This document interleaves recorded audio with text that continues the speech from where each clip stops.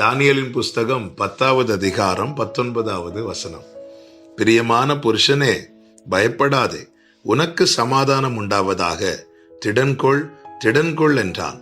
இப்படி அவன் என்னோட பேசுகையில் நான் திடன் கொண்டு அவனை நோக்கி, என் ஆண்டவன் பேசுவாராக, என்னை திடப்படுத்தினீரே என்றான். கர்த்தருடைய பரிசுத்த நாமம் மகிமைப்படுவதாக. இங்கே தானியேல் சொல்லுகிறார், இப்படி அவர் என்னோட பேசுகையில் நான் திடன் கொண்டு அவரை நோக்கி, என்னோட பேசும்போதே நான் திடன் கொண்டேன் என்று சொல்லுகிறார். அப்படி என்றால் இந்த நாளில் என்னை கேட்கிற ஒவ்வொருவருக்கும் இயேசு கிறிஸ்துவின் நாமத்தில் சொல்லுகிற வார்த்தை இதுதான்: தேவ பிள்ளைகளை தேவனுடைய வார்த்தை திடப்படுத்தும்.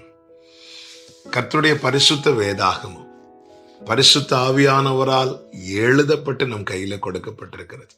இதில் இருக்கிற ஒவ்வொரு வார்த்தை